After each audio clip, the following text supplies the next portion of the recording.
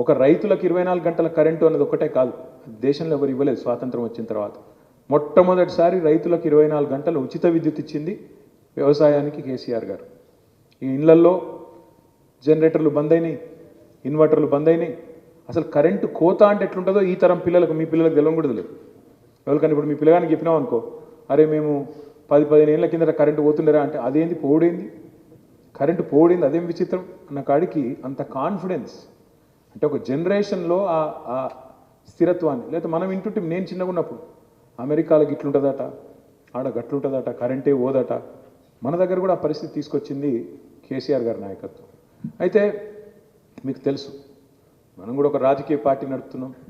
సహజంగానే మా మీద కూడా ఒక పార్టీ నడపాలన్నప్పుడు రాజకీయాల్లో ఉన్నప్పుడు ఒత్తిళ్ళు ఉంటాయి. మాకు కూడా చాలా ఒత్తిళ్ళు వచ్చినాయి.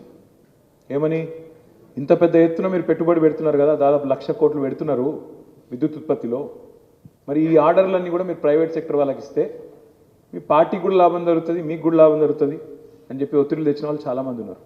అండ్ కేసీఆర్ గారు ఎంత గట్టి నాయకుడు అంటే ఎవరు ఏ రకమైన ఒత్తిడి తెచ్చినా చాలా సింపుల్గా ఒకటే మాటలు కొట్టి పారేసిండు. ఉద్యమంలో నేనే చెప్పినాయా పబ్లిక్ సెక్టర్ అండర్టేకింగ్ కంపెనీలకి, ఎట్టి పరిస్థితుల్లో నేను పబ్లిక్ సెక్టర్ అండర్టేకింగ్కి ఇస్తా అని చెప్పిండు. చెప్పినట్టే జెన్కోనే చేయమన్నాడు, మొత్తంగా జెన్కోనే నడపమన్నాడు, బిహెచ్ఈఎల్కి ఆర్డర్లు ఇచ్చిండు. ఇలా దాని మీద కేసీఆర్ మీద ఎంక్వైరీ చేస్తాను. ఎందుకు బిహెచ్ఈఎల్ను బతికించినందుకు, మీరేమో కేసీఆర్ బిహెచ్ఈఎల్ను బతికించిండని మీరు అంటున్నారు. ఇలా దాని మీద కేసీఆర్ మీద ఒక ఎంక్వైరీ నడుస్తాను. ఎందుకు నువ్వు ఎందుకు చంపలే బిహెచ్ఈఎల్ను, చంపకుండా ఎందుకు కాపాడినావు? పబ్లిక్ సెక్టర్ను చంపేయాలి కదా, మనము చంపేసి ప్రైవేట్ వానికి సంపద పెంచాలి కదా, అదానీలు అంబానీలను కుబేర్లను చేయాలి. నువ్వెందుకు బిహెచ్ఈఎల్ను బతికించినావు, నువ్వెందుకు జెన్కోన్ బతికించినావు అని ఇలా కేసీఆర్ మీద ఎంక్వైరీ నడుస్తుంది. ఇది వాస్తవం, ఇది అక్షర సత్యం. కానీ ఒక బిహెచ్ఈఎలే కాదు కేసీఆర్ గారు కాపాడింది. మీరు దయచేసి యాద పెట్టుకోండి. సింగరేణి మనం వచ్చినాడు ఎట్లుండే, ఇవాళ ఎట్లుందో ఒకసారి చూడండి. చరిత్రలో ఎన్నడూ లేనంత పెద్ద ఎత్తున లాభాలు. జనరల్గా ఒక అపప్రద ఉంది పబ్లిక్ సెక్టర్ కంపెనీల మీద. పబ్లిక్ సెక్టర్ కంపెనీలు ప్రైవేట్ రంగంతో పోలిస్తే అండర్ పర్ఫార్మింగ్ అంటారు. మీరు చూడండి, చాలామంది కేంద్ర మంత్రులు కూడా మాట్లాడేటప్పుడు టక్ మన అనిస్తారు, ఏం చేస్తామండి మనం వాళ్ళతో పోటీ పడలేకున్నాం ప్రైవేట్ రంగంతోనండి. కానీ గుర్తు తెచ్చుకోండి, సింగరేణి కేసీఆర్ గారి నాయకత్వంలో హైయెస్ట్ పిఎల్ఎఫ్ ఉన్న థర్మల్ పవర్ స్టేషన్ ఎక్కడుండే అంటే మన సింగరేణి థర్మల్ పవర్ స్టేషన్ 84-90% పిఎల్ఎఫ్తో నడిపించిండు కేసీఆర్ గారు. ఎందుకంటే మనసుంటే మార్గం ఉంటుంది. పబ్లిక్ సెక్టర్ అయినా కూడా ప్రైవేట్ సెక్టర్ కంటే మెరుగ్గా కేసీఆర్ గారి స్వప్నం ఎంత పెద్దదంటే, ఆయన విజన్ ఎంత పెద్దదంటే, ఒక దశలో జగదీష్ రెడ్డి గారికి చెప్పిండు, సింగరేణి మన కాడిని ఎందుకు చేయాలనయా, మీరెందుకు ఓరు ఇండోనేషియాకు, మీరెందుకు ఓరు ఆఫ్రికాకు, మీరెందుకు మైనింగ్లో దిగరు, మన పబ్లిక్ సెక్టర్ కంపెనీ వేరే దేశాలకు పోయి ఎందుకు చేయొద్దు అని చెప్పి గంత పెద్దగా ఆలోచించిండు కేసీఆర్ గారు. మాకు ఇంకో దశలో చెప్పిండు, నేను ఇండస్ట్రీస్ మినిస్టర్, ఆయన ఎనర్జీ మినిస్టర్, మా ఇద్దరిని పిలిచిండు రోజు.